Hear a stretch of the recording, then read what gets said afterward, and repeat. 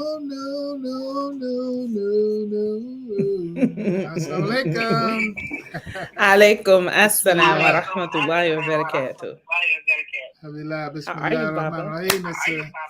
It's a beautiful day in all the neighborhoods. In all the neighborhoods. So you tore yourself away from that Serena Williams tennis match? You didn't know what was going on? I've been unplugged. No, what? Tell me. Update me. It's good. U.S. Open. She's playing right now. You know, I figured it'd be a challenge. So I had to just go and throw it on that record. So this is supposed to be like her last match, right? And so she's playing. It's one of them Ali Frazier-ish kind of things, you know. Even though the person that she's playing is not so much of a known factor. But it's her. We're gonna say swan song, but you know what I'm saying. So you know, it's like how you want to go out, you know. So it's like this is the first round. So it's hype. It's hype. So I get it. So I'm gonna definitely go online and try and sneak it out there. I almost canceled tonight. So let me watch Serena do what she does. But. Well, you know, we can edit it down a little bit, but we'll see how the spirit moves it. Yeah, you know what I'm saying? It's like you know what I'm saying? She's doing what we're talking about. You know what? You know, she is that. She's a realization of, you know, just monster potential, as we already know. And then her whole story. And I'm sorry, I gotta say it, but I don't know if he my boy, your boy, or that boy, Will Smith. He mucked it up, man. He mucked it up. That night was supposed to be that night for them. Yeah. You know what I'm saying? Because that story is just so much. But I'm moving on too much stuff right now. What's going on with you? What's happening? You know, the day-to-day moves of what is it? There's an echo. Well, it says there's an echo. Maybe it's mine. Hold on. Let me switch up. No worries. That's me. It ain't her. It's me. All right. Thank you, Norset. Alhamdulillah. Go ahead. No, just, you know, the day-to-day things, you know, every single day there's a lesson every day, right? And and so, you know, we hear and we keep moving and keep growing. I want to say this though. Imam Darnell Kareem's interview this weekend. Gotcha, huh? Man, let me tell you, it hit that tear duct heavy, baby. Like I was like, okay, God, all right, yeah, okay. You know, it was beautiful. It was a beautiful conversation. And you know, just his spirit and how he shows up in this is what you're talking about right here. Yeah. The way that but even the way he presents himself, right? Like sometimes teachers can present themselves in a way that that you feel intimidated to, like, I there's no way I can get there, right? but he's so Yeah, yeah, yeah. inviting in the way that he Yeah. teaches. Like, yo, look, you guys, like, I want everybody to see this beautiful lake. Right? Like, it's like I've Mm-hmm. been here and I see what do Mm-hmm. I need to do to get you guys to experience this and it's so inviting, and unfortunately it's rare that leaders show up in that Yeah. way. But he is a gift, and if we don't recognize history happening in real time, like everybody say, well, if I was alive when Malcolm was at, if I was alive when Martin, if I would be Yeah. doing this. Yeah. Okay, here's your chance. Like, Yeah. all right, Yeah. here's your chance. You're alive You're right live now, right? right now with the history. With what are you doing with it, Right. right? So Yeah. yeah, you can see I was hyped. No, I know. It was I just hear. beautiful. Yeah, I I mean, needed it. I already got the word on how you want to come with it, so it's good. So it's good. Yeah. Since I mentioned that, inshallah, before the broadcast is over, I'll throw up a way to. I'll put Imam Darnell's email address on there. I won't put his phone number out there, but email it, because the way you get the book, you have to get it directly from him, as I understand right now. And Also, so ILI has a link. No, definitely do it through the ILI Institute. Their bookstore has a link directly Islamic, that they ship it out okay, for. this the Hmm. Islamic Learning Institute. Okay, good. Yeah, All right, let me step out the and way and just go let to you the do what you bookstore do, at Islamic sweetheart. Learning Institute. All right, well, you just said it. Islamic Learning Institute bookstore. Get it, get with it, inshallah. Get it, get All with right, it. sweetheart, Inshallah. you got All right, it. Baba. Assalamu alaikum. All right, inshallah. عليكم السلام. أعوذ بالله من الشيطان الرجيم. بسم الله الرحمن الرحيم. أشهد أن لا إله إلا الله وأشهد أن محمد رسول الله. Assalamu alaikum to our listeners on the Blog Talk Radio, as well as those joining us on YouTube and Facebook. I am Haja Camila Shuaib, and I am honored to share a sacred space with you all here on Wealth Creation and Preservation. And like I said, every time when I come in to join this space, it's like this little update of what am I going to talk about. So initially, I wanted to go into this conversation about the imam's presentation this weekend, and I believe ILI will make it available for people to hear it. If it does make itself available, please make it a point to take a listen to it. But then listening to the audio that my father shared, and hearing the presentation, every time it's always a message for me. But I get messages all the time, and we all do. It's just a matter of us being clear about receiving them and what is it saying for us in our life, and in the direction that we're going in, for our lives, right? Yeah, and so this idea of when he mentioned about coaching from the good, like from where you are, I identify myself as a spiritual empowerment coach, right? I work with women on this ideal of their purpose, their relationship with God. And to be very clear, I work with, majority of them are Muslims, but I also work with women who are not Muslim. And it's really about having this conversation that's rooted in, how do you, when Allah says, I am to my servants, how they know me to be, like how you identify me, right? Um, so when I have these conversations, and we look at where our life is going, and being raised Muslim, there's this assumption that you will automatically get it right because you were born in a Muslim. You still have to accept this way of life, right? You've been blessed to be born in, inshallah, in a community and with a family who provides as much as they can to help you understand the beauty of this way of life. But then you may not have a community. It may just be your household. It may not be an environment that really supports that part of you. And then also keeping in mind the evolution of our parent generation. And the evolution of our parent generation during our formative years, there may have been a time when they were figuring it out, right? So during that time, we're getting where they were at the time of understanding Islam. So when I always use the example of my name, in regards to this, right? Or even in Quranic study, like the tools we have access to understand the Quran. But when my parents named me, they had a very limited definition of what my name meant, right? And it was based on the knowledge that our community had access to at the time, and how they chose it. And I don't know if it, and maybe he can chime in later to say, we saw the name and we liked the way it sounded. What was the real inspiration that even moved them to say, yes, this child will be named Camila.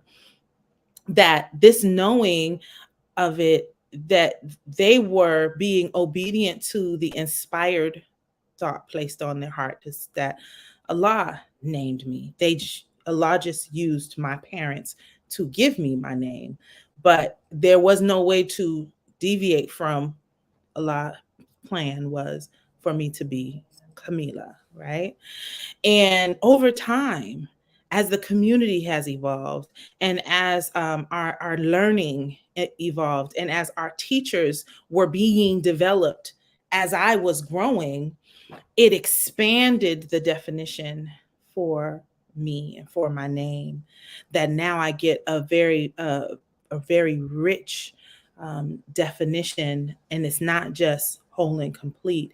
It's a very elaborate, and it's on this frame right here on my wall, that was written up by Imam Pasha. Ibrahim Pasha used to sell these defined name placards, and when I saw it, I just immediately got one for myself and my son. And so when I look at how he sought out the definition of the names, that yeah, it's directly correlated with areas within the Quran where my name is mentioned, or the names, any of the names that he used. And then it was this inspired structure to say, oh, okay, so now that I've seen it here, here, here, okay, this Camila means this and this and this and this. So it was, he was shaping the body, he was giving it form, he was giving it life, right? And now I have something to see and refer to, as to, look, Allah chose this name, but there's so much more to it than just this label, so people know what to call you when they see you. It is layered in purpose. It is layered in a code. And this is, and let me say that this is my interpretation for my life. And I encourage everyone to figure out, what is your story? Like I use this tagline in my business: control your narrative. What is your story, right? And all the parts of your existence, because all parts of your existence is 100% intentional, and intentional not just by you, but the only things that are happening is what Allah allows. Yes, we have choice, right? But even in that, and we spoke on this last week, like Allah is the, is the perfect plan, has already planned. Like we can come up with a plan. Like I could have said, like while I was deciding what I was going to wear today, I had a peach scarf out, and I was not going to wear the jacket, just do this. I had some other earrings. I had a choice to decide on the sunflower earrings and the yellow scarf, the white dress. Like I was making a decision, right? But there were other options available to me in these options. But ultimately, when I made this particular choice that I feel good in, I feel like I feel bright and I feel good in it. It's like, okay, Allah already chose that for you. Yeah, I just listened to the inspired thought, but it was already written. It was done. Like you were gonna be on this video in the yellow scarf, sunflower earrings, and the tie-dye covering. Like that's it, right? And so in knowing these parts of how we navigate and move in this life, there is always an opportunity for us to dive into understanding our relationship to Allah and our relationship to as creation, and what is it that we're doing in order for us to unfold this knowing, this remembering, this experience, right? And I love that part of it, because sometimes we, in this evolution of our community and how we are growing, and have grown, that we have a tendency to, well, why doesn't the community have this? Well, why doesn't it? And for me, in understanding and knowing that conversation, my focus, my mind doesn't go in that direction, right? Because if we were meant to have a university and a bank and a school in this lifetime, it would have already happened. There are things happening to bring this forward. Now, at no point in time would we have ever thought, there was someone who thought, oh, one day we'll have Muslim politicians. One day we will have Muslim doctors. And when I say Muslim doctors, I'm speaking Bilalian Muslim doctors.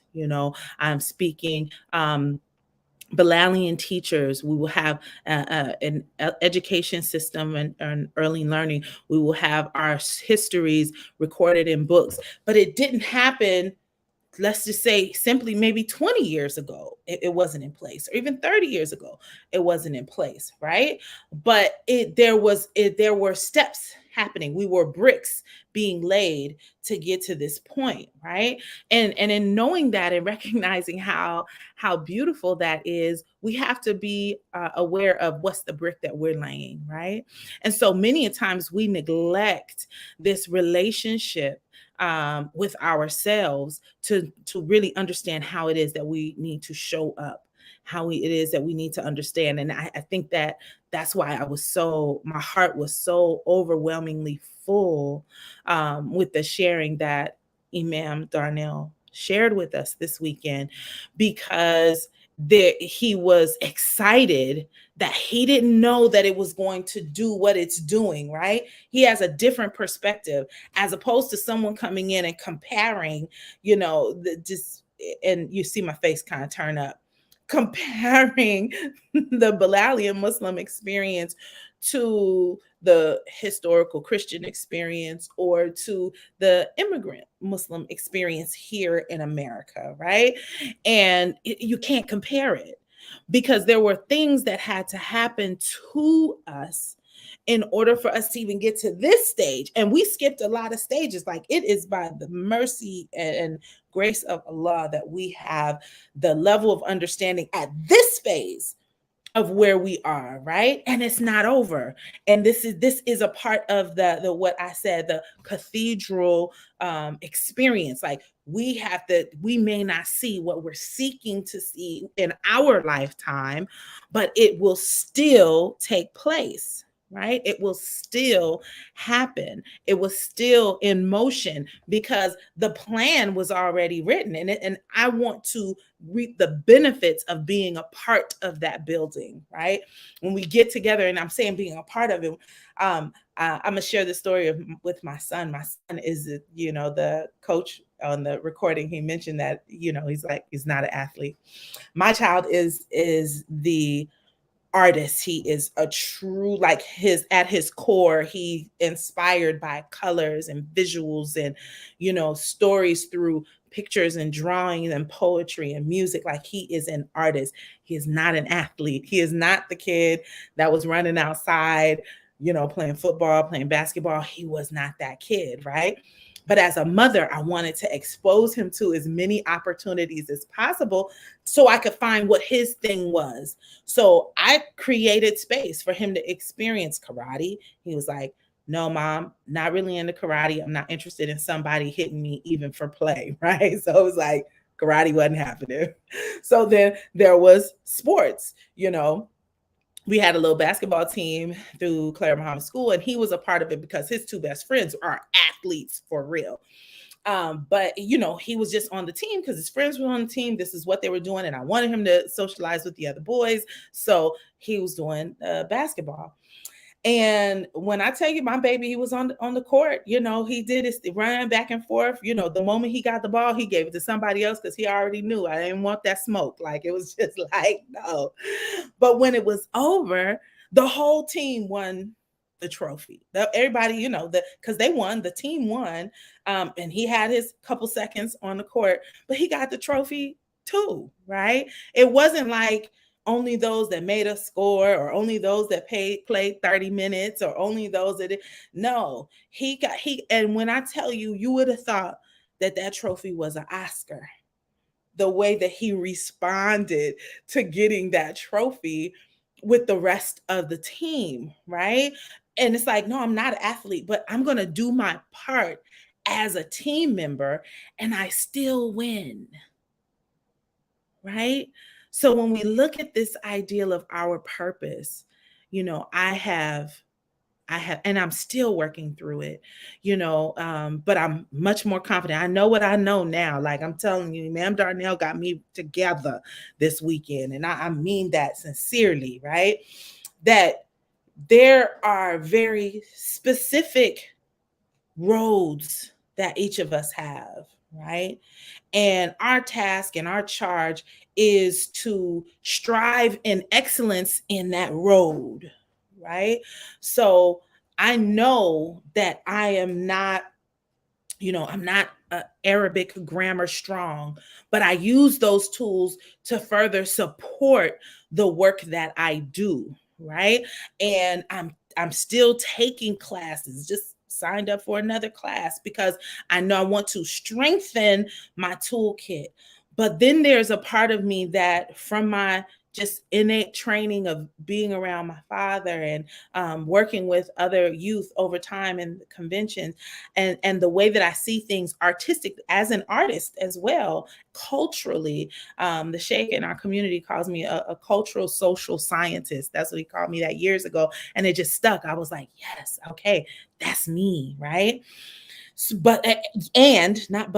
and as my Quranic understanding expands, or my understanding of the life of the prophet expands, it helps me to shine a light on those things that I start to recognize, how I can look at certain symbols and ideas, and I can unfold it in a way that makes it palatable to other individuals who may not understand, well, how do I absorb this idea of, oh soul, at complete rest and satisfaction, return to your Lord, pleased and pleasing. So somebody said they might read it on the surface, but there's another way that I can interject my experiences via metaphors, so like, I want you to feel this understanding that takes your mind to another level. And I'm going to show you how to do that for yourself, because my experience and sensitivities is unique to myself. And the life that I have had allows me to recognize certain things that's useful for Camila, right? But it's not saying that it won't be useful to someone else who comes in contact with me. It's just that this is what has enriched my life. And at the core of it is this scripture. At the core of it is the life example of the prophet. At the core of it is, and I'm building the flesh with that being the heart of what my life is, right? And so when I explore an idea about creativity, then I want to understand the nature of creativity. I want to understand the nature of inspiration. So where do I do that? Go to the Quran. Where's the Quran? What does the Quran talk about inspiration? So I know I listen to myself, like it makes me weep like uncontrollably when I really sit and ponder and have these internal conversations and allow myself to travel in the story of Maryam, right? Because this inspiration, she was so determined to be in the space of worship, be of service. And it's like all of, the Christians say many are called, but very few are chosen, right? And they say this in a way that you have to, if you come into the job, you have to allow yourself to be used. And it may not look the way you want it to. But you have to allow yourself to, you say, okay, you say you're on the team, right? You say you're here to do God's work. Okay. So you have to surrender yourself to be used in the way that Allah needs to use you in order to further execute Allah's plan. You may not know what that is, right? But there's always a part of you that will fall into this space of, yeah, you know what, Allah, I want whatever grace you have. And because I know you, I know you for me, that you want only good, that even in the struggling part of me, it's an expansion. This, we talked about squozing right last week, that even in this squeezing that's happening to me so tight that it feels as if my ribs are going to break. I know this is not out of suffering. You're expanding my capacity. So it's like, I got to crack this thing open. When a seed goes into the ground, it doesn't stay whole, right? It buries itself in seclusion. It engages the earth and it buries itself.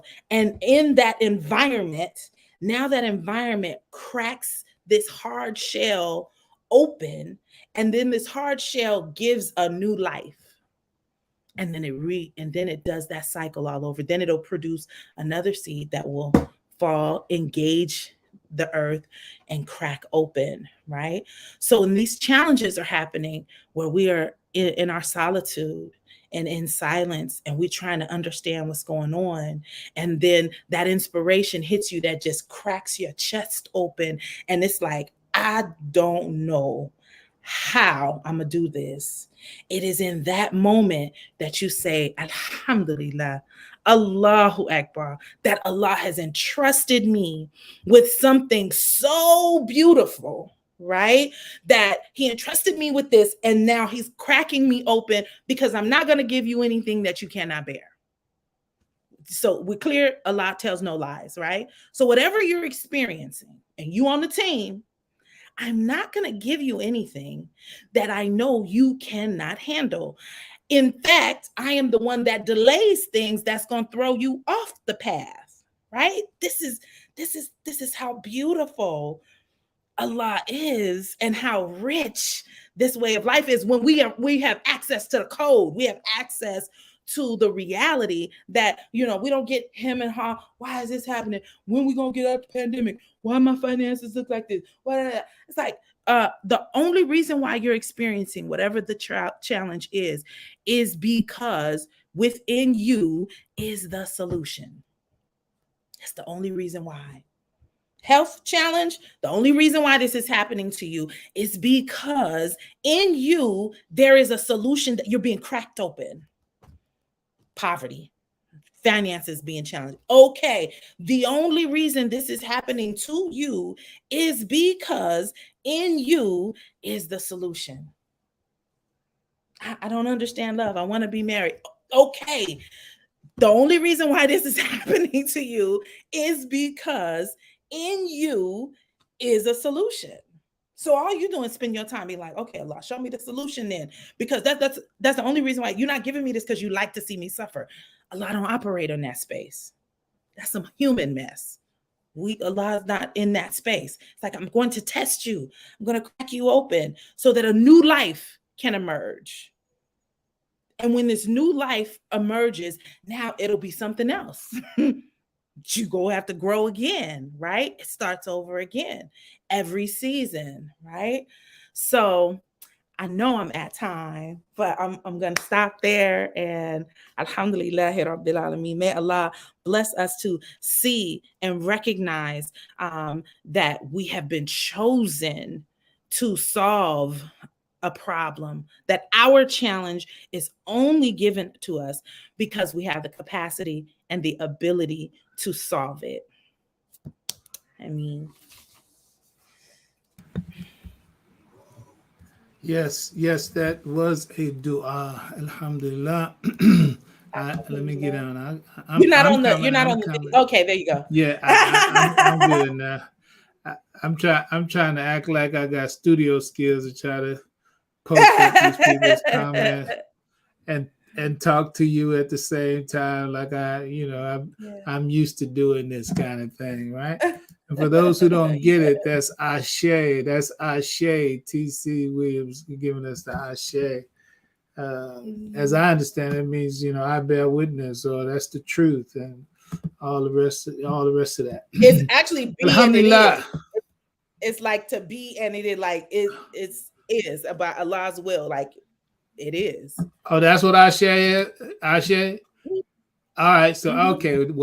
Well, let's go ahead and take the Arabic lesson from that, right? So Yes, let's go. we say insha Allah. Yeah. Insha Allah. Then we say ma sha Allah, right? Hmm. So ma Yeah. is what, in is if, sha is the pleasure of Allah, Mm. right? So Ashe, Ashe is saying, it's pleasing. It's Mhm. pleasing what's being said. But I would take it that that's Swahili, right? Yeah, I'm talking. TC is there, so Yeah. that 70% of Swahili is Arabic, and it's a real interesting flip that happened in terms of how Arabic became so fundamental in that language. We're gonna Mhm. move on. You presented me with another temptation. Go, Uh, please. I don't know. Well, like we always have our post broadcast convos, Yeah. but the idea of our evolution as a people, and the idea of speaking. I am speaking of Bilalians, that people of African descent living in the Western Hemisphere, a name that I accept and adapt from Imam Muhammad rahimahullah. Um, and so you talked about how there weren't so many authors and there weren't so many doctors, et cetera, 30 years ago, or maybe 40 years ago. They were really anomalies. I can think about different people who were doctors in the Nation of Islam, or particularly dentists, mathematicians. Those I'm thinking about. Dr. Lani Shabazz, I believe he passed away. Allahu Alam, I believe. Inna lillah. Dr. Salam, who was a dentist, and maybe there's so many others that because I was brand new. I was brand new in the early 70s. Mhm. So yeah, they were outliers. They were people who were distinct, right? And so then when you started clicking off those numbers, 20 years ago or 30 years ago, how they weren't present per se, and then immediately the image and the vision of a tree, is a tree, right? Because the fruit, the tree keeps growing, the fruit is in there, it's in the tree, but it has to Yeah. get through the branches, and you got to get through the blossoms, and then Yeah. you're gonna get the fruit. And that's what we're seeing right now. I'm talking about just the Bay Hmm. Area. I have to shout out Atlanta. Ain't no sense in front, faking the funk. You know what I'm saying? It's like Absolutely. Atlanta. Atlanta, I believe their first high school graduating class after returning, I believe it was 1992. Anybody who knows different, then go ahead and type it in. Let us know. 1992, and I know that Fatima, Imam Pleman's daughter, who is also a graduate of Yes. Harvard and a graduate of the Claire Muhammad Yes. School, as Hmm. Imam Pleman, who's one of those pioneers of the tree, Yes. and Imam Pasha, who you mentioned in talking about the nameplates, right? He's absolutely positively special. May Allah, give him Yes. high station in paradise as well. Ameen. That Fatima, I believe she still is now a judge, but she was a judge early on after her graduation. Early on, because of their graduation, because of Yeah. graduating from there, that's fruit, and so much fruit off of that tree, in terms of Yes. doctors, engineers, entrepreneurs, global entrepreneurs, not just local Yes. entrepreneurs, global entrepreneurs. Yes. Those are the fruit, right? I think about my Yes. man, my nephew, I call him so, the Safir. I mean, Safir, Yeah. just monster. things, right? And I know there are many other, another lot I'm leaving out. So there's 4,000 years. Okay, here's my toss up, and you are the one vote here, and so I'm endowing you with the, what do you call that? Whatever. When somebody votes in instead of somebody else, you're speaking on behalf of somebody else, right? Mm-hmm. Okay. My vocabulary left me. Okay, on one side, the idea I was going to talk about the nature and the role of conviction in creating, because you talk about we have to create, right? And but there's a science to that, and Allah knows best. So the idea, the opening line for it would be various Quranic verses, but with Abraham as the model for creating from the uncreated. That would have been where I go. Or I can explain that the Imam says that we made 4,000 years of progress in 40 years. The science of that. So either way, so we got the Abraham as a model for creating from the uncreated, or we can get how is it that Bilalians made 4,000 years of progress? Because right here in the Bay Area, as you know, your own sister, of course, PhD, we got several, doctors, pediatricians, and Yes. I mean, solid, registered, trained nurses, males and females. So I'm saying we are seeing that fruit just right here in Oakland, and let us not fail to recognize. I mean, it's all good that the Imam of the Atlanta Masjid is a former resident and student and graduate of the Claremont schools in Oakland, California. All right. Yes. So it's known. I know it's known. So the point is that fruit. We got that fruit, right? Yeah. Okay, so what do you want to do? So you got your proxy, that's what it's called. So I'm giving you the opportunity to vote by proxy for everybody that's online. So which one are we going to do? The 4,000 years, or we're going to do Abraham, the model for creating? I want to do the 4,000 years. You want to do the 4,000 years? Yeah. All right, so we're going to take that trip. Okay. All right, we out. Hang on. Buckle up your seatbelt, Dorothy, because bye-bye.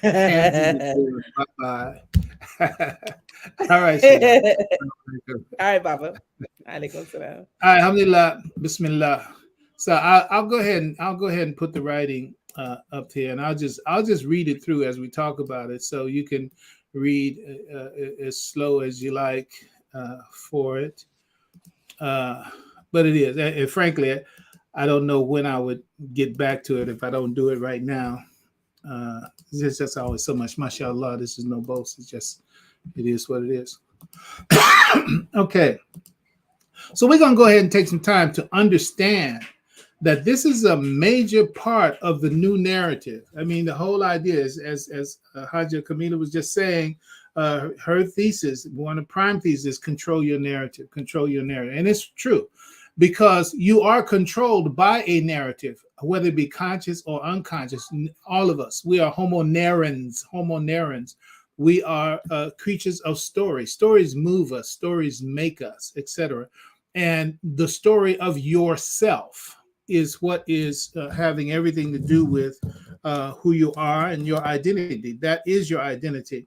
We could spend a lot of time talking about the problems of mass murder and hate crimes, etc.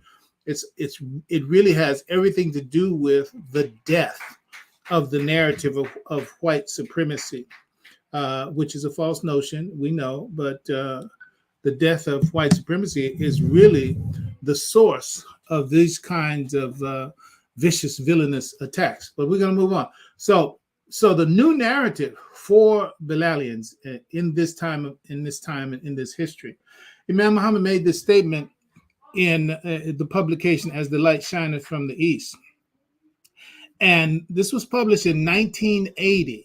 Okay, this is just 5 years after Imam Muhammad, 5 years after he became the leader of the once known, the lost found members of the Nation of Islam in the wilderness of North America. There's a big piece of history right there. What I just stated was the original name of what people now call the nation. People say the nation. Yeah, he's in the nation. She was in the nation, right? Man, the nation does it.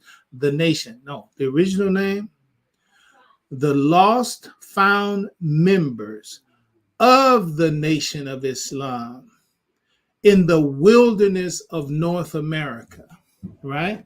So you can see just the Nation of Islam was something already existing, right? We were just the lost found members of the Nation of Islam, right? And you know the paradigm that goes back to, and I'm not even going to say it because I wound up walking down that street. But let's go with these 4,000 years. How is it that the progress, 4,000 years of progress, was made in 40 years? And of course, the 40 years that the Imam was speaking of was the 40 years under the leadership of the Honorable Elijah Muhammad. May Allah forgive him his shortcomings and grant him paradise. That those 40 years, because when Imam Muhammad came on 1975, round figures, that was the 40 years. So Imam makes a statement in the publication. He said, in about 40 years, we have gone up across the territory of struggle, human and community achievement that measures in ordinary history of community development the span of about 4,000 years. We have been brought up the ladder of human and community evolution over a period of about 40 years. And I have a footnote there. And basically the footnote is that we were subject to an experimental clinic designed to cause us to dysfunction in the vital areas of our lives. Listen, when the Honorable Elijah Muhammad received and taught and led and set forth the lessons that we got from the Nation of Islam, etc., the message was that we were a people deaf, dumb, and blind, right? Deaf, dumb, and blind. We pointed to different publications where it said Brown Americans, I believe is the name of the publication that's quoted from, that the Senator Henry Barry said that we have as far as possible closed off every avenue by which light can enter into the slave's mind. And if it was possible for us to take away, there's some other element that I'm missing as a quote, but it's take that, whatever that element was, that we would be able to reduce them to the level of animals for the rest of their generations. So it was a very, very deliberate effort to dehumanize us. You understand what that means? Dehumanize, meaning that you will no longer be human, to put you on the level of level below the beasts of the field. Okay. And Imam Muhammad rahimahullah says that experimental clinic that was designed to do that, it succeeded in bringing us down to a base less than zero. He said that a zero would have been to start out in a state of nature, to start out like, quote unquote, like Adam and Eve, right? It's like you don't have anything necessarily working against you in that sense. You're just in the environment, and then you naturally interact with the environment. The environment, squeezes you in the way that the environment squeezes you, so that your natural potential will come out, and your natural potential comes out, et cetera, et cetera. But that wasn't where the Negro started. There's a I don't know where you can find it, but it says I think it's called Goodbye Uncle Tom or something like that. Goodbye Uncle Tom. And it is a quote unquote movie presentation that is based on documentation of history. So it's like you take the documentation of the history of slavery, and they created a narrative, a movie about what was actually going on. So that means that they had depictions in that are simply representations of documentation, but it's put into a movie form, and you really get a sense of how horrible we were treated. But again, the point is that it was not an unconscious effort. The Imam is saying it was an experimental clinic designed to cause us to dysfunction in the vital areas of our life. So when Farad Muhammad came on scene, bringing the message that he brought, that WD-40 we can call it, bringing the message that he brought, when we were told and described as the sleeping, mentally dead, so-called American Negro, and I don't have to go over all the details. We were Negroes. We were Negroes, and I still see it as a shame that we'll pick up that word black again and then want to hold on to it and then try to reconcile it. It's like, look, Negro is black. It's like, hey, don't call me a Negro. Okay, so then they start calling us what? Colored people or something like that. They colored. And then when we really felt like we were going up, we embraced the black. Yeah, we're the black man, right? Okay, so now we got the black, but you still, all you're doing now, what you used to say in Spanish, now you're saying it in English. All right. And then you flip it back, then you go further into that. Negro, necro, dead. The word itself means dead. So if Negro means dead, necro means dead. If Negro means black, then black means dead. Sound like one of them original Nation of Islam lessons, right? In the beginning, darkness was before light. Then that means that black was the darkness before light, night was before day, black was before white. But it was a logic that worked for us, right? The point is that we had been dehumanized to the point where we had lost the essences of our expressions of humanity, right? Thank Allah, over time, we got those expressions like Frederick Douglass, Nat Turner, Harriet Tubman, Sojourner Truth, and so many others. I'm trying to focus specifically on those that were in the experimental clinic explicitly at their time in life and whose heroic deeds are shining forth even from that time.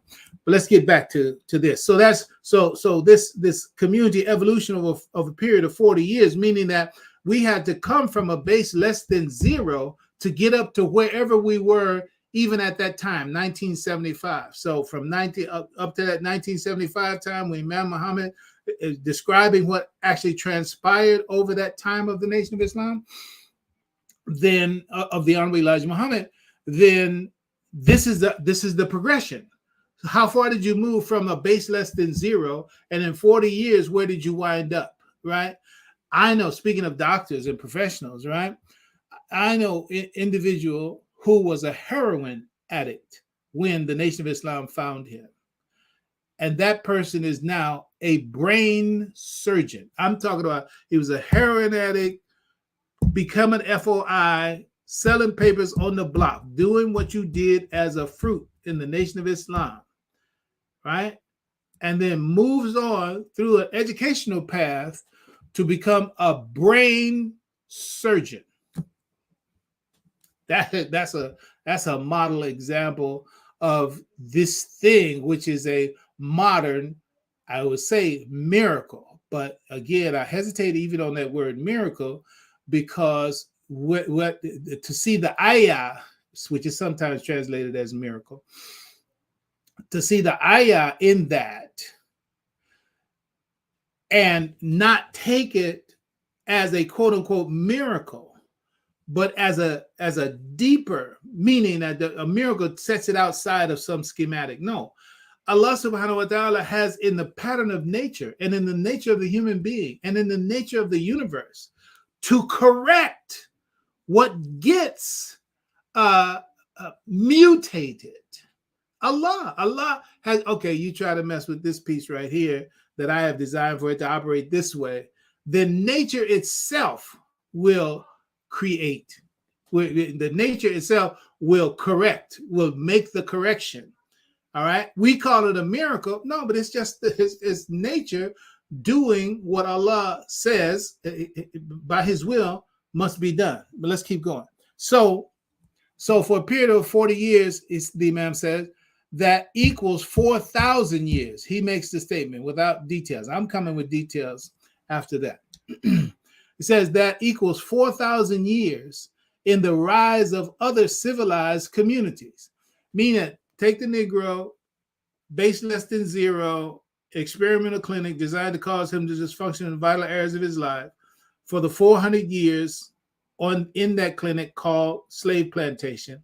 And then look at him, 1975, 110 years after, 110 years after that event, right? 1865, round it off. 1865, 1975, 110 years. So now we're looking at him in a form of the Nation of Islam after 110 years of slavery in the rearview mirror. I'm trying to be succinct. It's like slavery's in the rearview mirror, 110 years, a base less than zero, dehumanized creature, Negro, sleeping, mentally dead, blue. Okay, but now look at him, 1975. Oh, he has progressed. How far has he progressed? He's progressed civilizationally speaking, an equivalent of 4,000 years of civilizational growth in 40 years. We're going to get the details. Look at the Imam explains. He said, look at where the Germanic tribes came from, the life, the civilized evolution that they have experienced from the days of their wildest savage life. Don't you know they used to be called the Vandals? And that's where we get the term vandal from. That term vandal, to let you know, that's who those people were, right? So when we look at that, we say, man, that's vandalism. Yeah, that's Germanic. That's Germanic. That's Germanic tribal behavior. All right. So we get the term vandal from those wild Germanic tribes that came out of the wilds of Europe. Let me get a little tickle for some of you. EU means hillsides, and ROPE is the rope to bind dead. I'm there now. I'm over there, right? Cutting off tails and shaving, all that. But let's move on. That's only for those who know. Y'all know. Just laugh about it. Let's keep going. So now, this one now here, that's the end of the quote from the Imam, right? So look at the Germanic tribes, their civilization evolution from the wild German tribes that they were to the civilization that we see in them. Look at us as to where we were and where we were brought down to in the experimental clinic called the slave plantation system, chattel slavery, and then look at where we came to 110 years, just 110 years after that event. We have models of humanity that are stellar and excellent from this same people, right? All right. So that comparison is what was made by the Imam. Now let's go on to what it says about our human development as well, or continuing. And I would like to give scientific support to this statement that was made almost 40 years ago, or rather, pardon me, made more than 40 years ago. This is an old document. It was made more than 40 years ago now, I say, by Imam Muhammad, rahimahullah, from a publication by Dr. David R. Hawkins. That's another one. Come on, y'all know, y'all remember that lesson, English lesson C1. It was whatever. Somebody named Hawkins. Some of y'all know that lesson. Put that lesson in the chat. Throw it up so we can see it.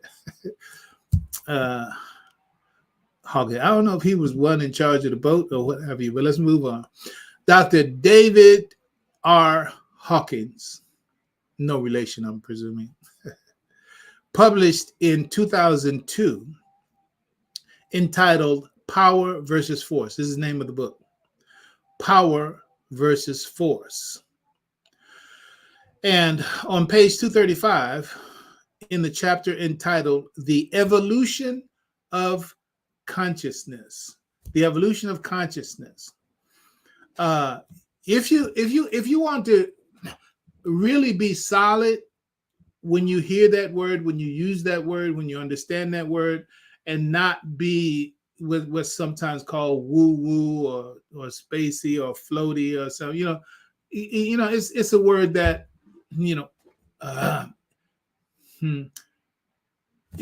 abused, not understood, all of that. But you do need to understand it, because that's who you are and that's what you are. Okay.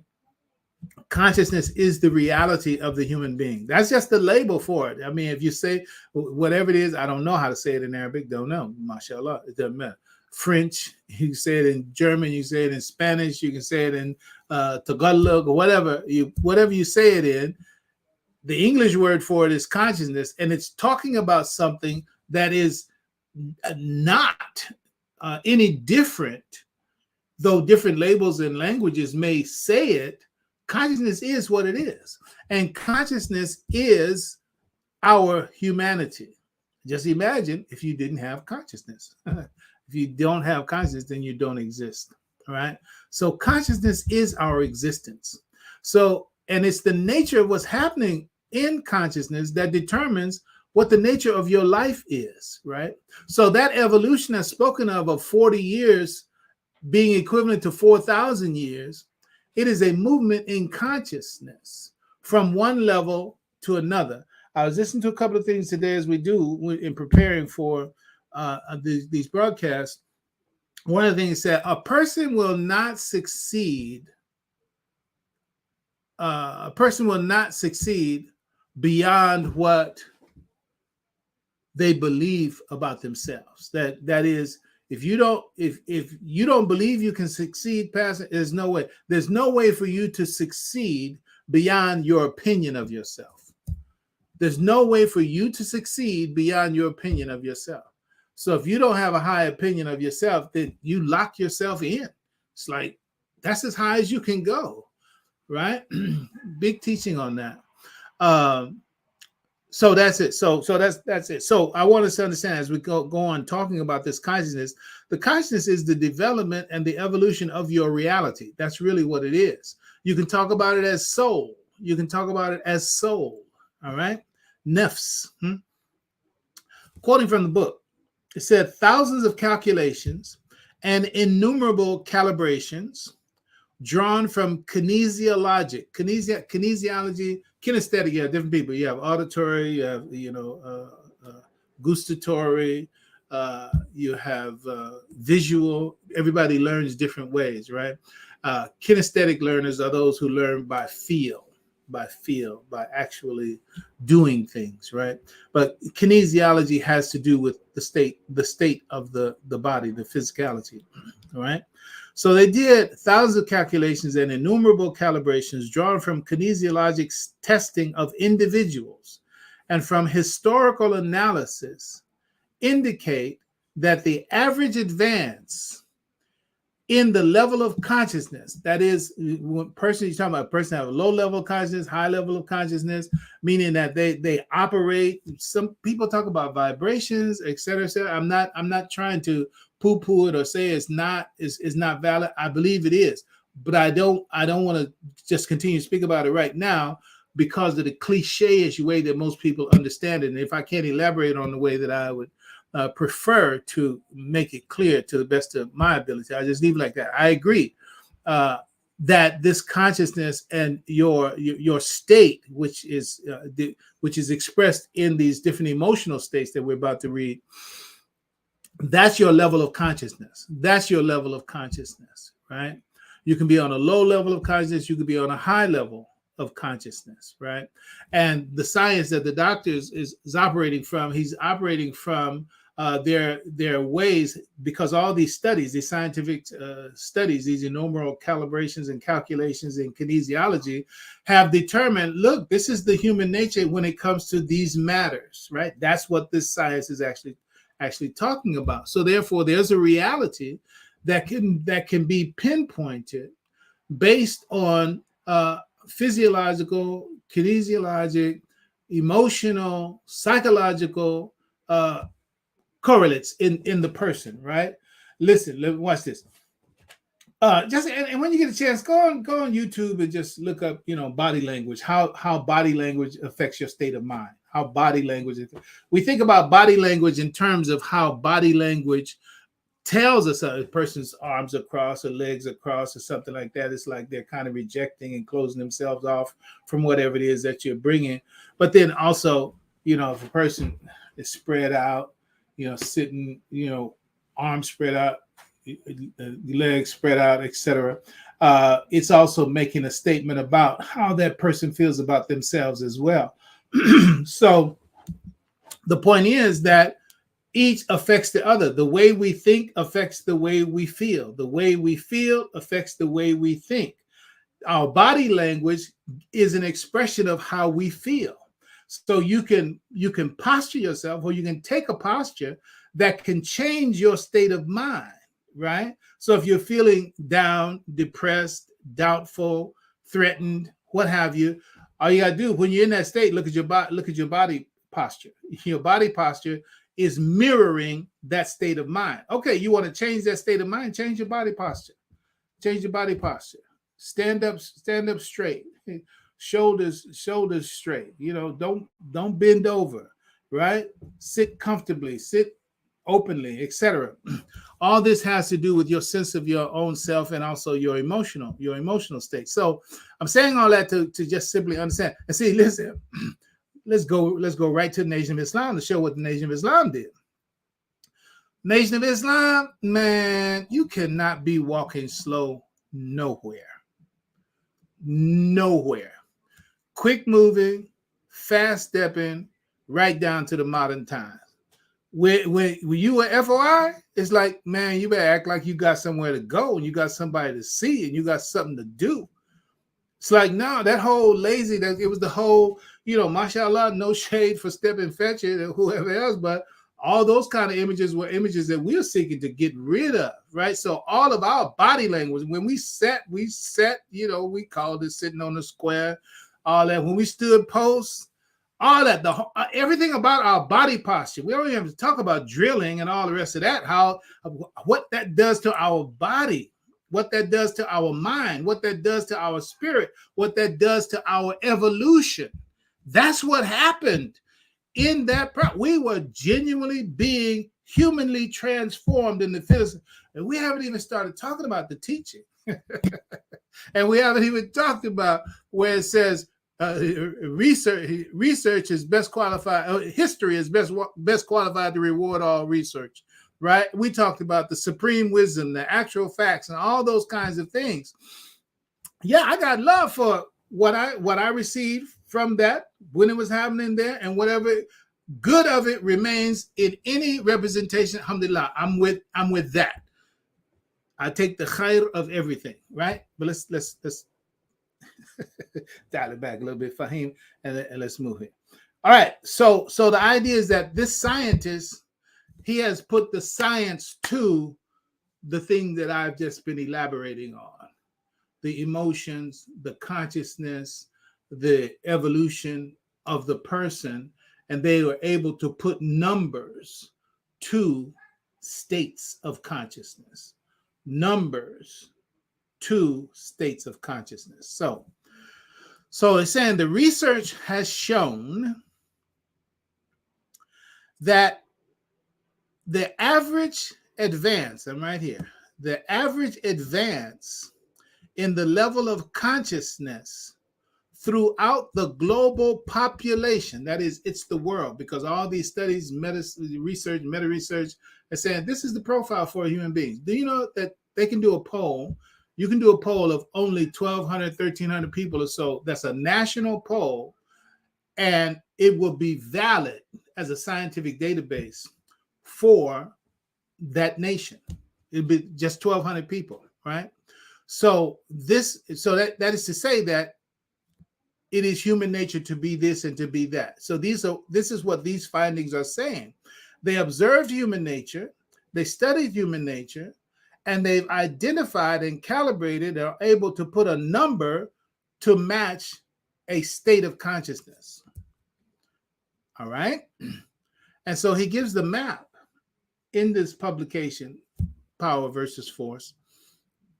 The book points out in the map of consciousness, page 68 and 69, that different levels of consciousness are to be attributed to various values or emotional states. And here's a grocery list, I'm going to call it.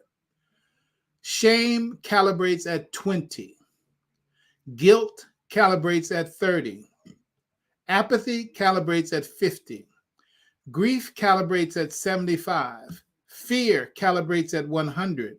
Desire calibrates at 125. It's just like you take a lie detector. Lie detector. I've never taken lie detector, but I've seen a whole lot of movies and television programs.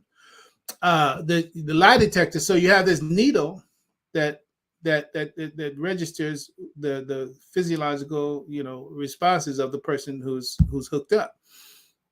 So that means that needle is going to swing so far this way, swing so far that way. So the point is, similarly, when a person is in a certain state, the energetic or the emotional state of that individual is moved according to some calibration, some particular number, and they have put these numbers with these states, right?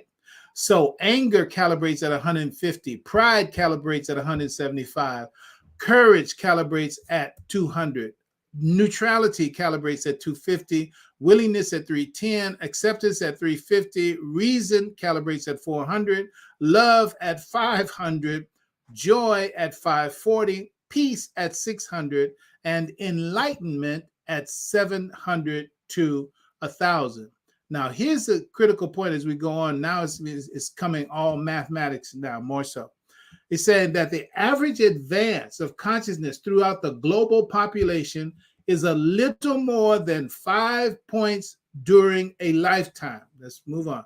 The science says movement of consciousness, meaning that some people live a life of shame. They live a life of shame, right? That's their life.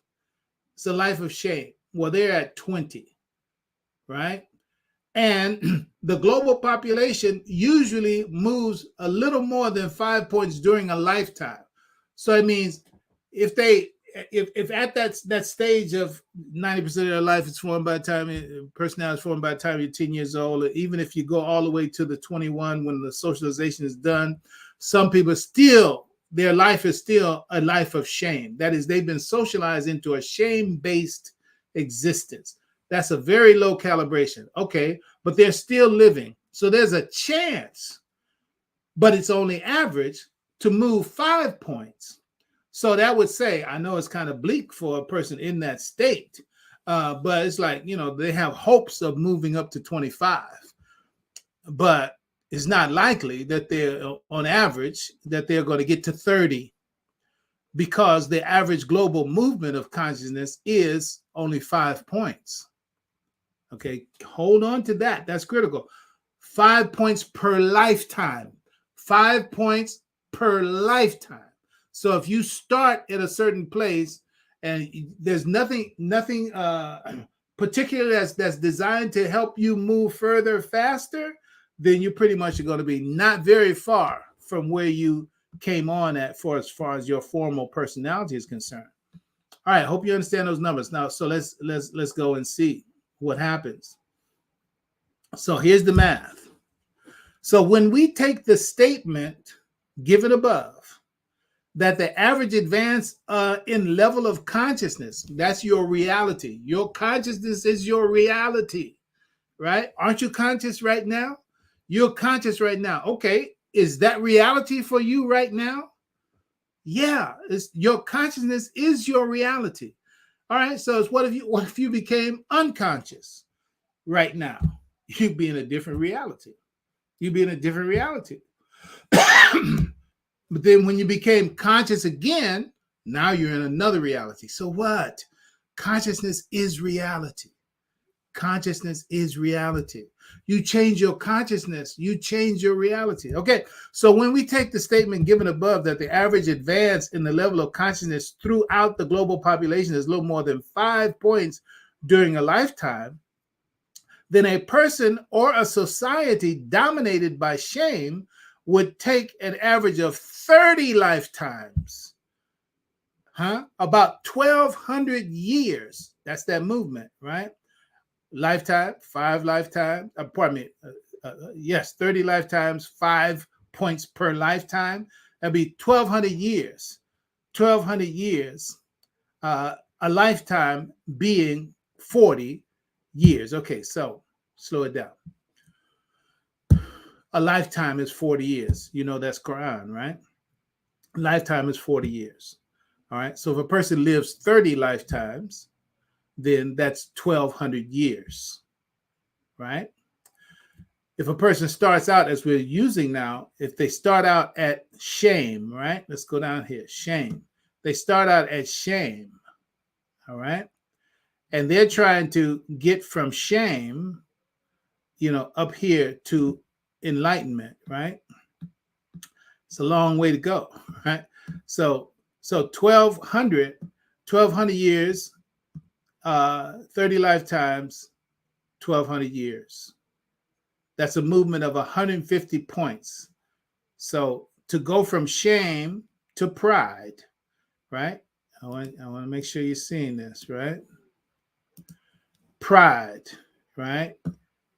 I'm gonna go back to the numbers on it, but let's highlight these though. Shame. Okay. So if you start at shame and you're trying to get to pride, you start at shame trying to get to pride. I got to say it one more time. If you start at shame trying to get to pride, what happens? You got to move from 20 to 175 in order to operate on pride, to have a life of pride, a pride consciousness, right? Then you have to make a movement of 155 points. I'm not going to do that math right now. I hope I have it in the paragraph. But the point is, since there's only 5 points per lifetime, right?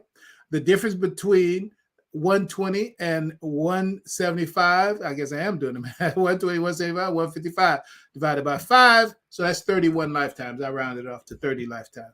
So you have to, just to get from shame to pride, takes 30 lifetimes, right? All right, let's keep going. So if we said that the so-called American Negroes were afraid of the white man, this is one of the lessons that Farad gave us. He said, why does he fear now that he's a big man, right? Then that means that we were a people, and we accept as a fact that the average one of us in slavery, on the slave plantation, in that experimental clinic, we were ruled by fear, right?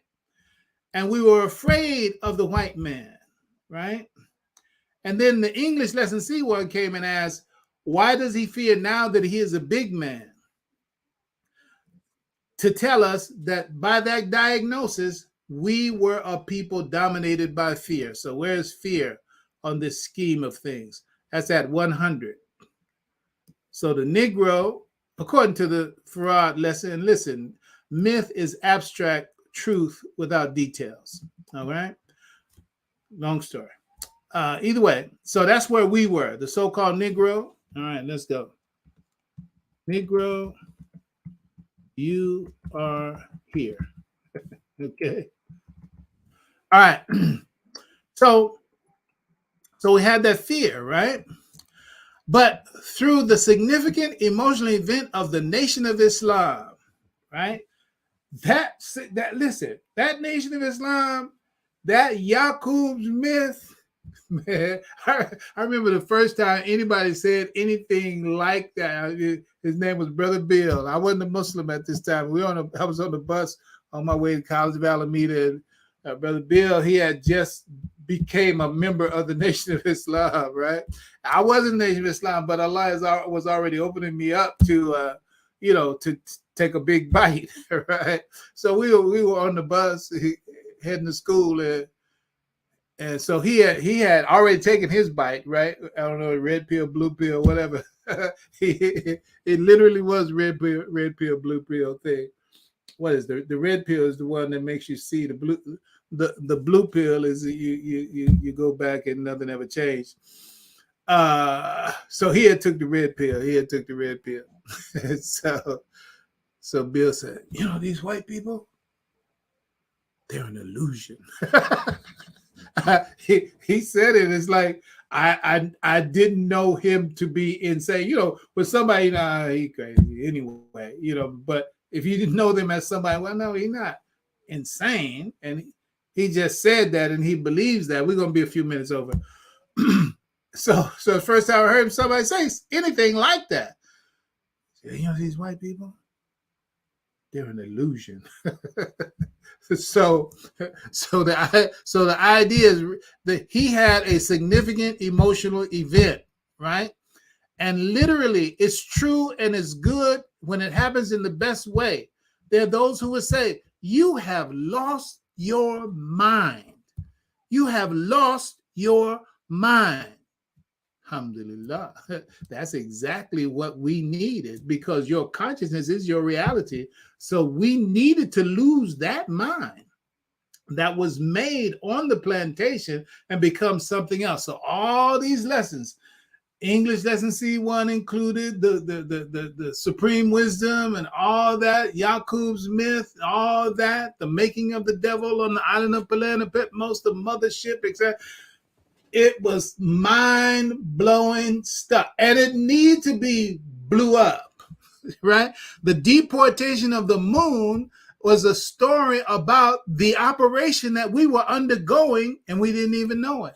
It was blowing our minds, right? To get us back to a state of peace, because we say the moon was blown away. You know, one member of the tribe of Shabbat, somebody tried to blow everything up because people wouldn't cooperate. Something like that. And so he blew it up. So y'all don't laugh too hard at Trump's people when they tell you about the great replacement theory. Don't trip now. Come on now. We've lived out, but we also know where it can go. Okay, if I ain't finished yet. So the moon, right? Like since I've said that, so dynamite, TNT, whatever, you know, unknown for this era of time, whatever. Boom, moon blew away. The moon went out so many miles, so many thousands of miles, and the Earth dropped so many thousands of miles, and all the water poured off the moon back into where the Pacific Ocean is now, right? And so that has to do. We need to get rid of the mind, get rid of the spirit. Moon is mind, water is spirit, and that spirit needs to come back to peace. Pacific Ocean, right? It needs to come back to peace. So this is all that mythology, which was designed to do just that. The point is that it was a significant emotional event that would shatter our consciousness of the world in the way that it had been given to us, and then we were given an entirely new world, right? Evie Hammond in Viva Vendetta. If you get to that part where she got transformed, you see an example. You can see the guy as Farad, and see her as those who are being brought under his tutelage, and you'll see the significant emotional event that happened to her that blew her mind, made her different, to take her away from the consciousness that the world that she lived in had brought her into. It's the same process that had happened with us. So let's get to these numbers. But through this significant emotional event of the original Nation of Islam, W.D. Farad and Elijah Muhammad, we went from fear through desire, through anger. This is that rocket taking off, right? This is Farad. Farad found the sleeping, mentally dead so-called American Negro, found him in what? Found him in a state of fear, right? And then he gave us this mind-blowing WD-40 to move us from fear through desire, anger, pride, to courage. You understand? This Negro that was afraid of the white man would stand up unarmed in front of this one being threatened with weapons. That Negro, ex-Negro, that's why we took X's, right? We were given X's. We don't know who you are. We don't know what you are. So the whole idea of X-Men, that was your X-Men right there. All right. So we move from desire to anger and pride to courage, right? How much of a move is that? Hope you're still with me on the numbers. It's a move in our consciousness of 100 points, right? You start at fear and end at courage. Let's look at it. You have fear, and then you come all the way up to courage, right? So now we can do this here. So, no, not Negro, you are here. FOI. And MGT, you are here in 1975.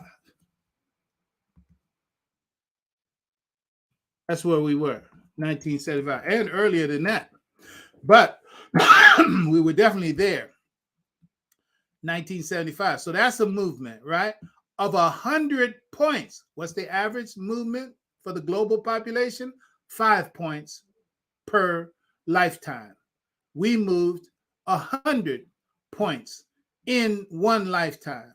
If you move 100 points in one lifetime, it's like moving 20 lifetimes.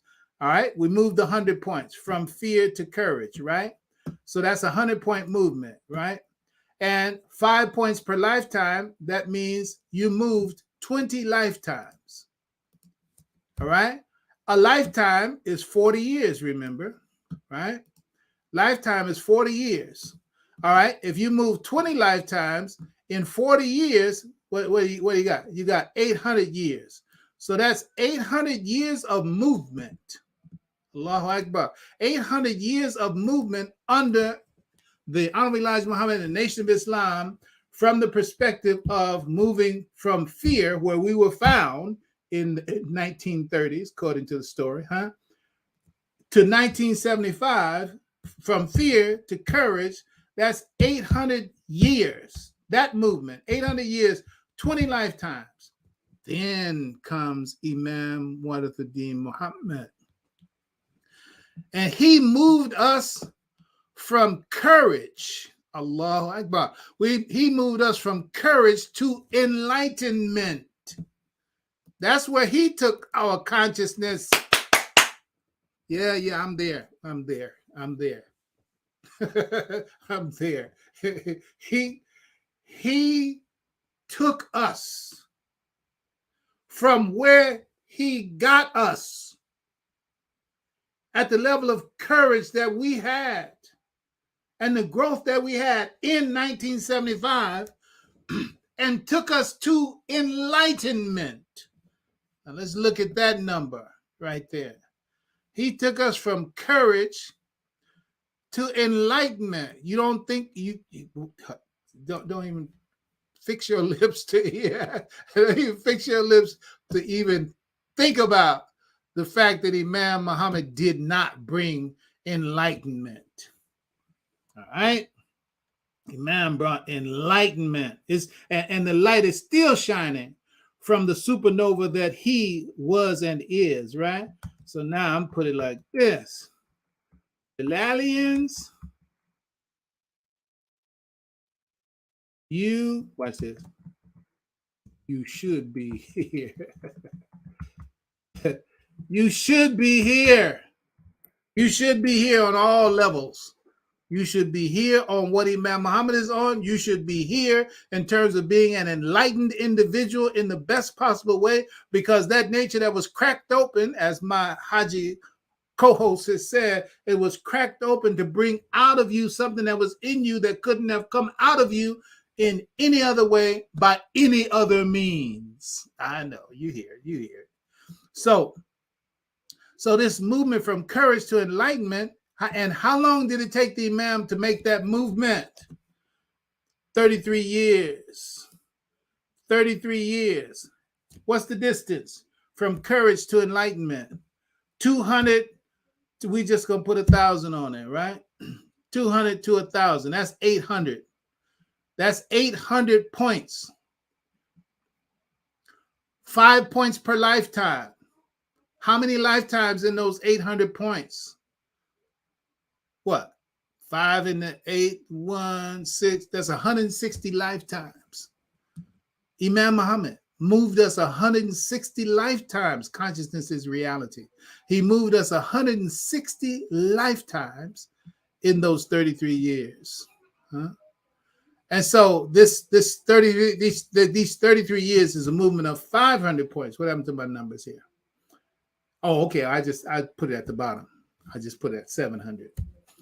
Some of us, I believe, much beyond that 700. Inshallah, Allahu Alam. But the point is, stick with the 500. It's okay. 33 years, a movement of 500 points which represents 100 lifetimes, 5 points per lifetime, 100 lifetimes. Huh? And what is that?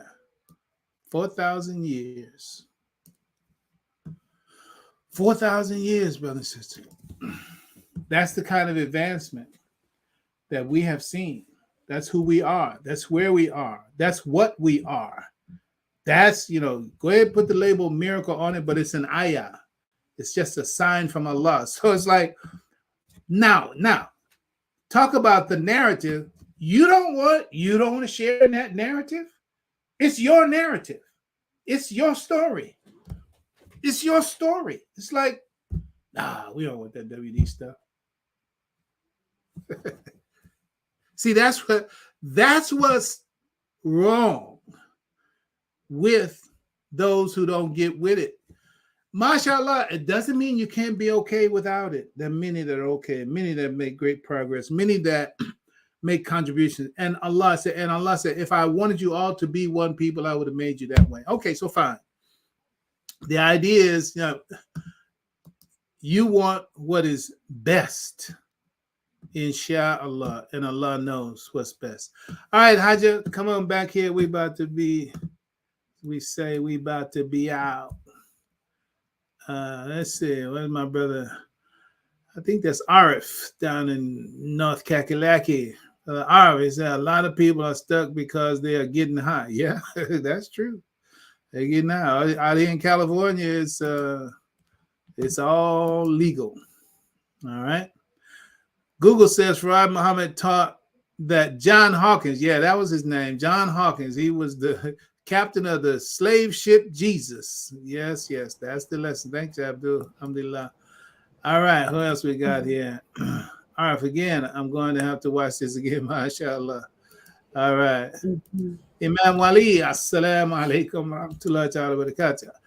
All right, Haja, this is all your fault. So but this is all a part of it's all a part of why it's important for us to understand, for us to live in a space of gratitude that we are here in this at this stage of this development, and to be grateful for the fact that we have been entrusted to continue this work. But it's we're in this era where, media and society will make you forget they use the term purpose, but we're not talking about purpose in regards to career that's not how I'm looking at purpose. I'm talking about purpose as far as like you were created intentionally. Like you're not just here just because, this is a fishbowl of human beings that are just being birthed. Like, no, you were created with intention, and knowing the origin of, where you are in this lineup of what's next, you can see how we can reflect on how beautiful and how much of a beautiful time we are in, and how much we can be grateful for what it is that we can contribute. Like there's something to be added to this experience. And the scale that you gave, like we have to ask ourselves, where are you in on the scale? Because as a community and the leadership and what we have access to, this is what the movement has done. But you may be in the season, surrounded by the season of enlightenment, but you're still living in a life of fear, right? And so to be really clear about who you are, that is the introspection, that is the self-reflection that allows you to recognize it, and that the single experience that we have had has been with a very clear purpose and clear intention as to why it has happened. And so what do we do with that? Do we keep hemming and hawing about, well, why it is, why? And listen, it was by design, and you're here now to see it and to continue this move. It's a beautiful thing. I don't think it gets no better than that. It's beautiful. Alhamdulillah. That's Allah's grace on us, because that thing that we went through is like only God can remunerate us for that. There's nothing in the world that could remunerate a people for having suffered that, but that, we'll wind up going down that Broadway all over again. But alhamdulillah, sweetheart. Thank you Alhamdulillah. so much. Thank you for the impetus for today's lesson. I'm gonna have to change the title on everything now. But alhamdulillah, it's all good. All right, sweetheart. All right, Baba. Everybody have a wonderful evening. Alhamdulillah. I don't know what the status of Venus is. Not Venus, Serena, but I guess I'll know soon. Serena. Assalamu alaikum, everybody. Alaikum salam wa rahmatullah. All right, we out.